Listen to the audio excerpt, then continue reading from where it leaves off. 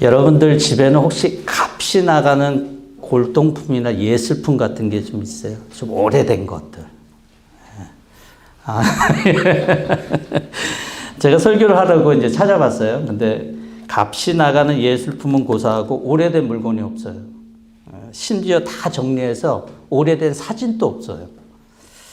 그래서 그나마 제일 오래된 것은 물건이 아니고 제 아내더라고요. 그래서 이거 귀하게 모셔야지 이런 생각을 좀 해봤어요. 제가 점수를 잃은 겁니까? 점수를 딴 겁니까? 점수를 따려고 지금 얘기를 한 건데 예술품이나 골동품의 가치가 너무 높아지자 이를 카피하는 가품들이 생겨납니다. 제가 오늘 미술관에 가니까 미술관에는 모두 진품만 있는 줄 알았는데 허락받은 가품들이 있더라고요. 그래서 그것을 워낙 렘브란트니 이런 것도 너무 비싸니까 허락받은 가품들을 걸어 놓더라고요. 반면에 진품을 위조해서 이익을 챙기는 그런 가품들도 존재하는데 이 테크놀로지가 발달해서 전문가들조차도 쉽게 구분하지 못하는 수준까지 왔다고 합니다. 성경에는요, 가장 중요한 진짜가 있는데 그것은 바로 진리이신 예수 그리스도예요. 하지만 이 성경에도 이 예수 그리스도를 지시하고 가르치는 하나님에 의해서 계획되고 디자인된, 굳이 말하자면 허락된 가품들이 있어요. 그게 뭐냐면 아담과 하와에게 주었던 가죽옷이라든지 출애굽도 당시의 유월절 어린 양이라든지 또 레위기에 나온 제사, 이 모든 것들이 바로 누구를 얘기하느냐? 바로 예수 그리스도를 얘기해요. 그래서 우리는 이것을 신학적인 용어로 그리스도를 예표한다, 그렇게 얘기를 해요.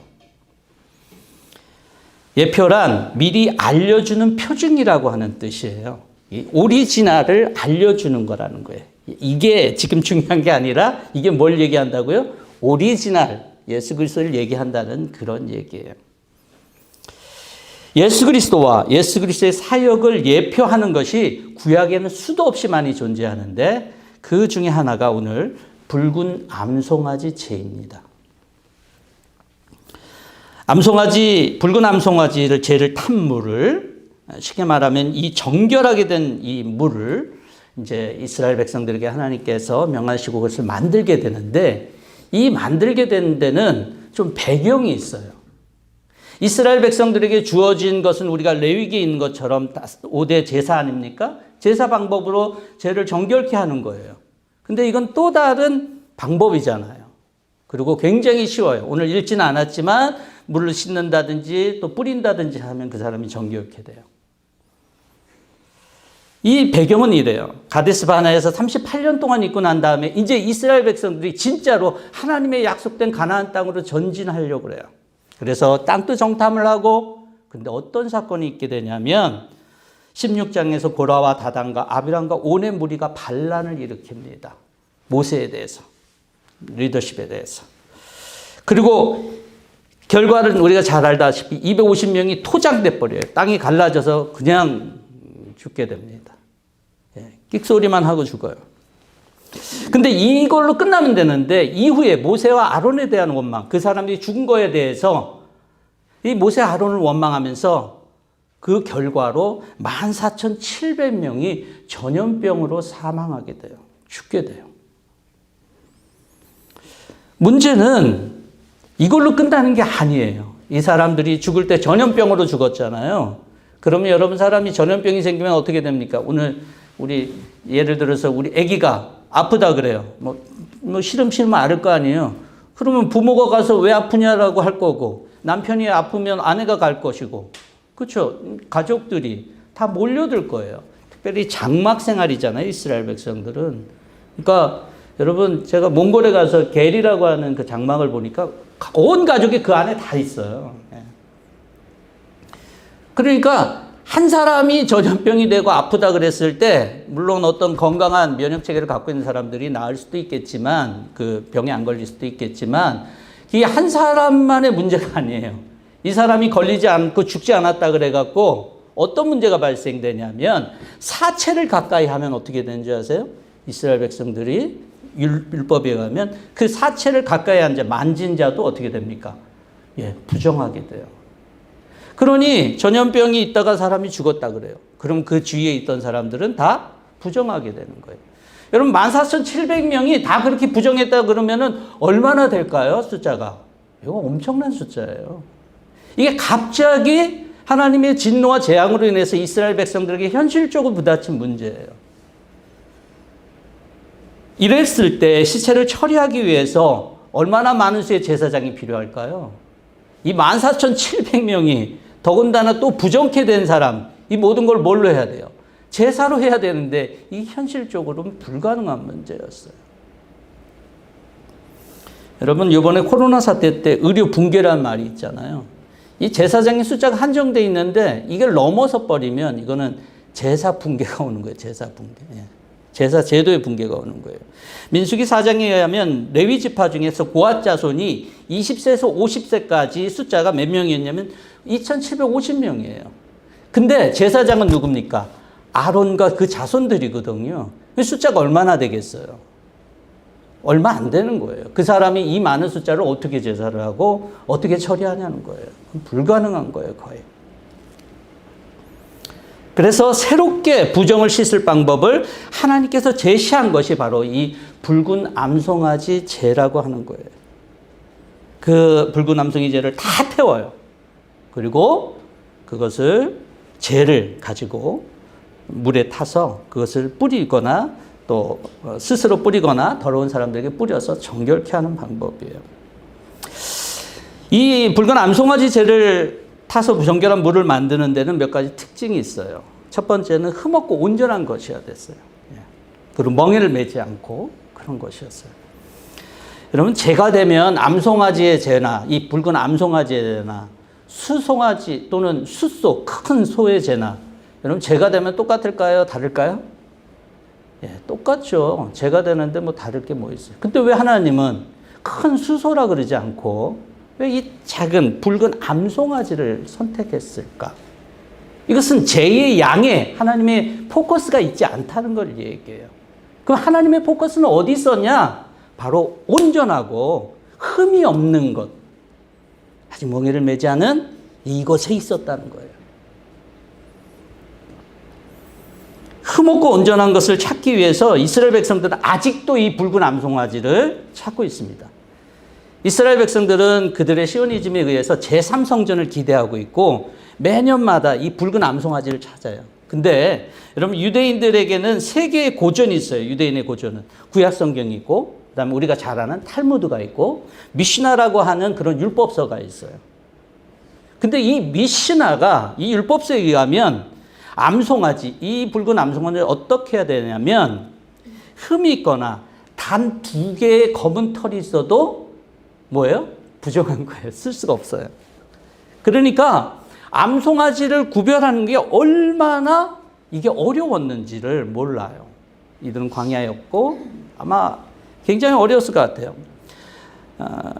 여러분 그 예루살렘에 위치한 이스라엘의 그 템플 인스티튜트라고 하는 그런 템플 연구소가 있어요. 그들의 웹사이트에 따르면 모세 이후에 이 정화수를 만드는 데 사용된 붉은 암송아지는 단 1500년 동안 단 9마리였대요.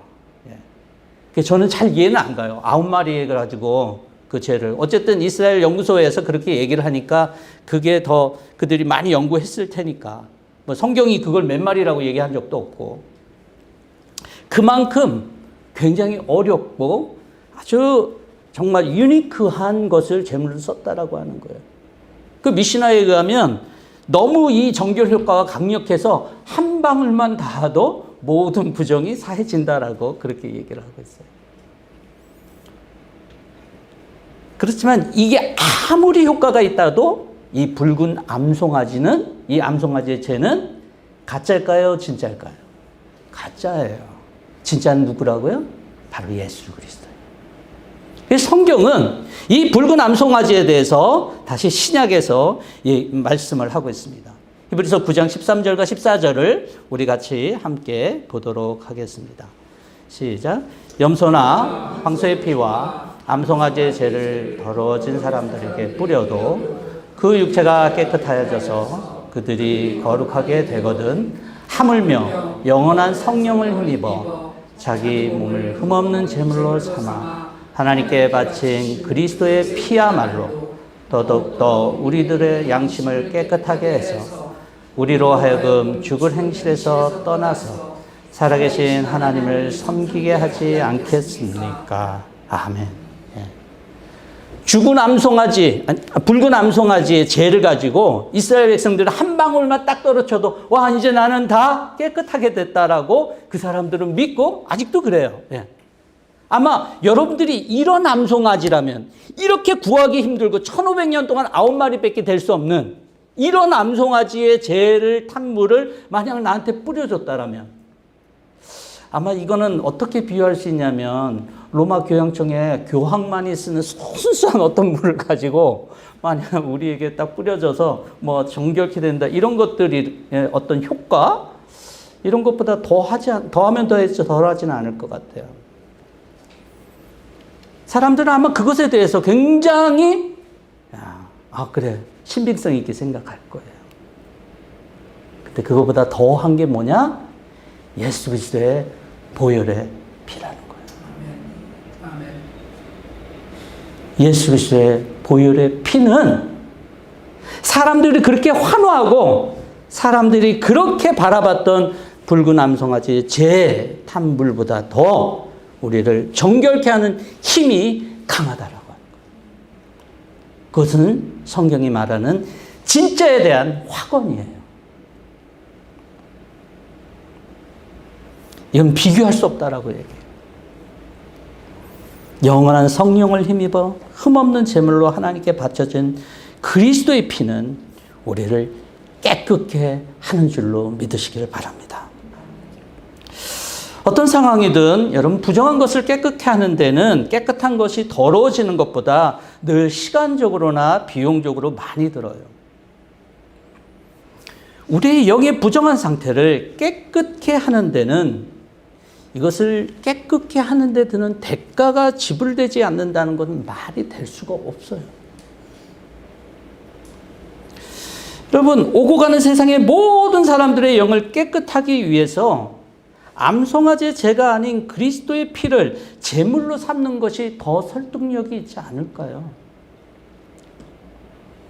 만약에 하나님이 대충 대가를 지불했다면 여러분 우리는 이것의 효력을 잘 인정하지 못할 거예요. 이 얘기는 하나님이 그랬다는 게 아니라 만약에 내가 그리스도의 피의 대가가 너무 가볍게 여기는 어떤 사람이 있다고 한다면 이런 사람들은 결국 예수 그리스도 십자가 대속의 피를 하나님이 지불한 엄청난 대가로 믿지 못한다는 말이에요.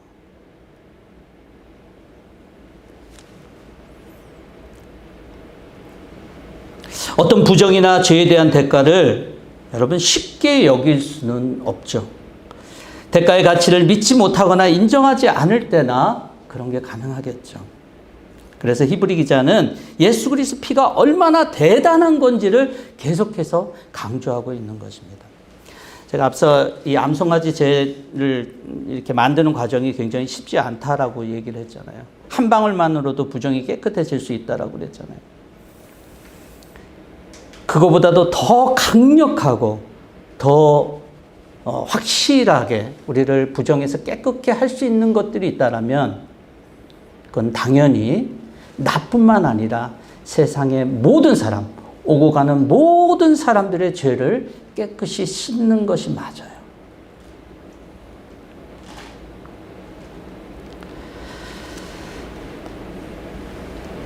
우리의 죄가 용서되고 거룩한 주님의 백성이 되고 하나님 나라의 일원이 되는 것에는 반드시 대가가 따릅니다. 하지만 그 대가를 우리가 지불했어요? 아니에요. 예수 그리스도가 그 대가를 지불했다는 것입니다. 그것은 엄청나게요. 엄청나게. 여러분들은 성경을 읽으면서 하나님이 예수님께서 하신 일들을 보기 때문에 그것을 느끼지 못할지 모르겠지만 우리가 느끼는 것과 상관없이 예수 그리스도께서 치르신 그 대가는 엄청난 비용이 들어간 거라는 거예요. 그래서 우리의 죄가 용서되는 거 쉬운 거냐? 절대로 아니라는 거예요. 우리 죄가 용서되는 과정은 굉장히 어려웠다는 거예요. 하나님이 하나님의 아들의 대가를 지불할 만큼 죄를 용서해주고 부정을 새롭게 하는 것은 굉장히 쉬운 과정이 아니다라고 하는 거예요. 암송아지, 붉은 암송아지 죄를 만드는 과정이 쉽지 않았던 것처럼 그거보다 더 힘들면 힘들었고 더 정교하면 정교했지 쉬울 수는 없다라고 하는 거예요.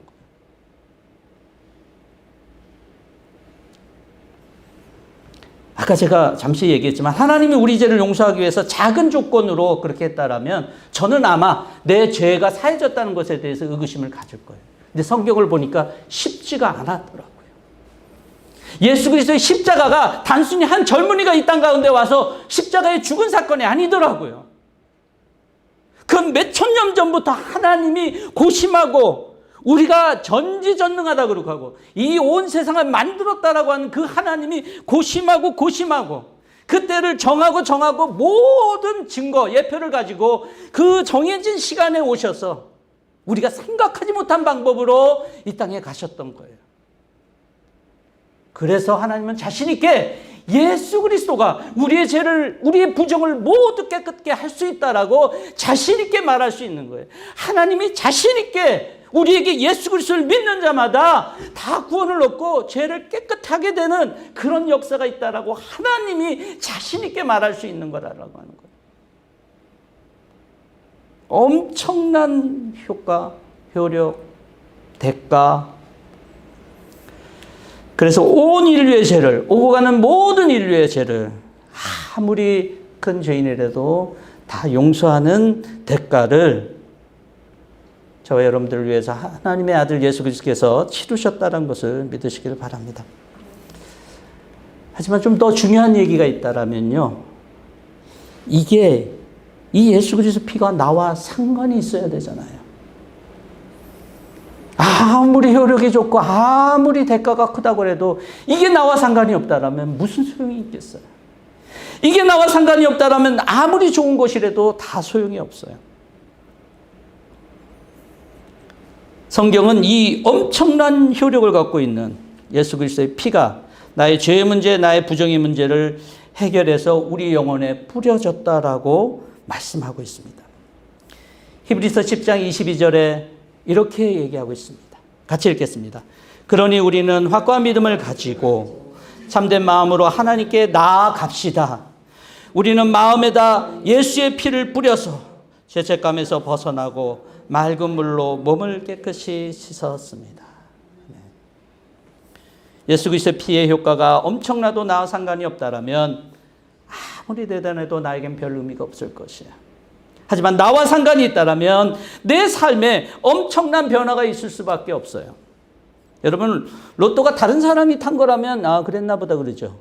근데 로또가 내 가족이 탄 거라면 조금 달라져요. 아니 또는 친척, 가족보다는 좀 친척.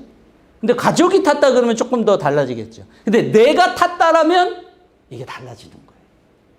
그리스도의 피가 다른 사람에게 됐다. 그러면 아마 별 생각 없을 거예요. 근데 만약에 그 엄청난 대가와 희생과 그 효력이 있는 그리스도의 피가 나에게 뿌려졌다라면 이 사람에게는 변화가 있을까요? 없을까요? 당연히 있죠. 당연히 있습니다. 없을 수가 없어요. 이게 엄청난 거라면, 별거 아니라면 변화가 있을 수가 없어요. 이게 엄청난 거라면 변화가 있어요. 여러분, 어떤 변화가 있을까요? 그리스도 피가 나를 위해 드려진 대가라고, 그게 나와 상관이 있는 문제라고 생각하는 사람들에게는 어떤 변화가 있을까요? 제일 먼저 바뀌는 것이 나의 부정과 나의 죄가 얼마나 큰지가 발견될 수밖에 없어요. 베드로가요, 예수님의 말씀을 예수님하고 맨 처음에 만났었어요. 그리고 한참 뒤에 예수님 말씀도 듣고 그런 다음에 예수님께서 이제 한번 밤에 큰 물고기를 엄청나게 잡게 했잖아요. 그러고 나서 베드로가 이분 보통 분 아니네. 그분이 말씀하셨던 하나님의 아들이 세상 죄를 지고 간 어린 양이라고 세례요한이 얘기했던 그 하나님의 아들 아닌가라고 했을 때, 그것이 깨달아졌을 때 베드로가 취한 자세가 있어요. 뭔지 아세요? 무릎을 꿇고 엎드려서 나는 죄인입니다. 나를 떠나서서 그래요. 그 엄청난 분을 나와 상관 있는 존재로 맞아들였을 때 내 죄가 내가 누구인지를 아는 거예요. 그때서야. 예수 그리스도의 피가 나와 상관이 있다라고 생각하는 사람들은 내가 죄인이고 부정하다는 것을 제일 먼저 깨닫고 인정하게 되는 것입니다. 왜 내가 부정한 자고 죄인인가라고 하는 질문은 오늘날엔 쉬운 질문이 아니에요. 왜 나는 아무것도 잘못이 없는데, 깨끗하게 살았고 잘못한 일도 없는데. 성경이 말하는 죄에 대해서, 죄는 인간적인 도덕적인 세상 법에서 예고하는 죄를 말하는 것이 아니에요. 성경에서 말하는 죄는요, 하나님께 집중하지 못하는 거예요. 하나님을 떠난 거예요. 하나님과 전혀 상관이 없는 것이 바로 죄라고 성경은 얘기하고 있어요. 죄를 자꾸 행동에만 포커스하면 이 문제가 해결되지가 않아요. 그래서 바리새인들도 하나님을 떠났으면서 행동이 올바르니까, 여러분 바리새인 행동을 쫓아갈 수 있을 것 같아요? 저는 못할 것 같아요. 저들의 삶을 알면 알수록 저는 못해요. 그 정도도 못해요. 제가 목사라고 해도 그 정도 못 따라가요. 엄청나게 행동면에서 부족함이 없어요. 근데 저들은 하나님이 원하시는 방향에 포커스를 못 맞춰요. 하나님이 진짜라고 얘기했던 예수 그리스도를 버렸는데 어떻게 그들이 방향을 맞췄다고 볼 수 있겠어요? 하나님을 향한다고 볼 수 있겠어요? 행동이 아닌 내 마음의 방향과 내 마음의 위치가 어디 있냐는 거예요. 오늘도 여러분 마음 깊은 곳에 방향이 하나님을 향하고 있지 않다라면 그게 부정이고 죄이고요. 내 마음이 하나님을 떠난 위치에 있다라면, 그러고도 아무런 문제 없이 산다라면 세상 사람들의 눈에는 죄가 아닐 수 있지만 하나님의 눈으로는 죄인 거예요. 부정인 거예요. 네, 놀라운 것은 하나님은 그런 죄인을 부르시고 그런 죄인들을 돌이키시고 그리스도의 피로 정결케 되고 다시 하나님의 회중, 하나님의 백성이 되기를 하나님은 원하신다는 거예요. 여러분, 죄인된 우리, 부정한 우리를 엄청난 대가를 지불하고 우리를 정결케 하신 예수 그리스도의 은혜와 하나님의 사랑을 우리 모두가 찬양할 수 있기를 바랍니다. 이스라엘 백성들이 이렇게 수없이 많은 사람들이 있는데 지금 가나안으로 가야 되는데 어떻게 했을까요? 계속 이 사람들 놔두고 갔을까요? 갈 수가 없어요. 멈추는 거예요. 하나님의 나라가 멈추는 거예요. 이스라엘 백성의 진이 멈춘다는 것은 하나님 나라의 전진이 멈춘다는 거예요. 전진할 수 없다는 거예요. 부정한 상태 속에서는 전진할 수가 없어요. 해결돼야지만 하나님의 나라 가나안 땅으로 갈 수 있는 거예요. 진의 정결의 문제가 해결되고 난 후에야 사람들은 하나님의 진, 하나님 무리 안으로 들어와서 살 수 있고요. 그 다음에 하나님의 나라가 움직이는 거예요.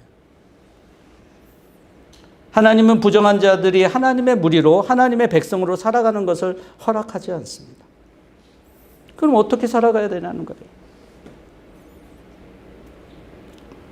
흠없이 온전한 붉은 암송아지의 죄를 탄물을 뿌려줘서 정결케 된 자들은 하나님의 백성으로서 자신을 부정에 빠지지 않도록 살아가야 되는 것입니다. 그렇게 되지 않으면 이게 안 되네요.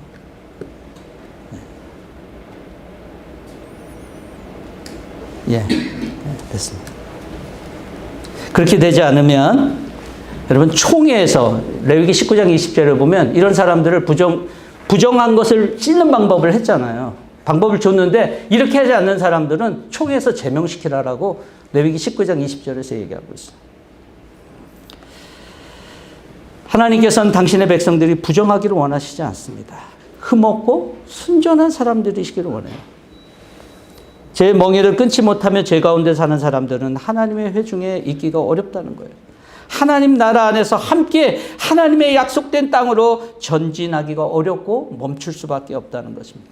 그래서 바울은 로마서 6장 12절과 13절에 이렇게 얘기하고 있습니다. 그러므로 여러분은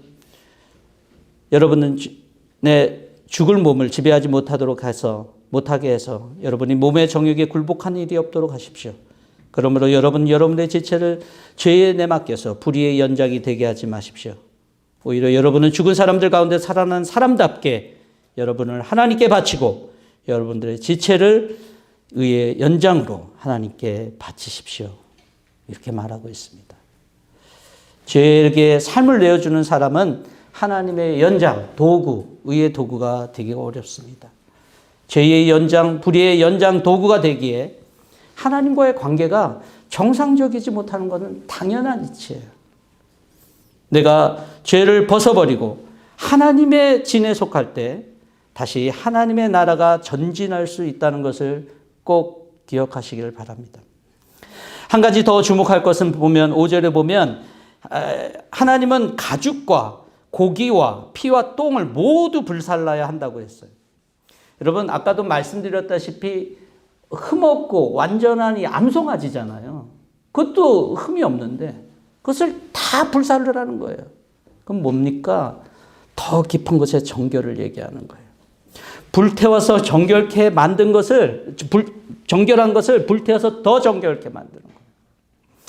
여러분 우리가 하나님에 의해서 쓰임받고 하나님 나라에서 우리가 살아가기 위해서는 피상적인 남들이 저 사람 착하대 이게 아니에요.